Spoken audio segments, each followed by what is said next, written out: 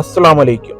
ഇന്ന് പെരുന്നാൾ ദിനം. രാവിലെ ഞാനും ഇക്കയും ഇക്കയുടെ മോനും ചേർന്ന് മിസൈമീർ പള്ളിയിൽ പെരുന്നാൾ നിസ്കാരത്തിനായി പോയി.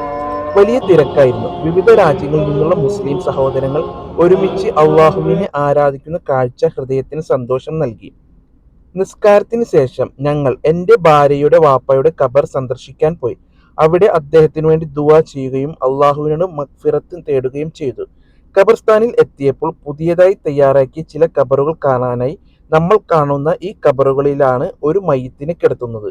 ലോകത്തിലെ എല്ലാ യാത്രകളും സ്വപ്നങ്ങളും തിരക്കുകളും ഒടുവിൽ എത്തിച്ചേരുന്ന ഒരു സ്ഥലം, ഒരു മനുഷ്യന്റെ അവസാന വിശ്രമ കേന്ദ്രം.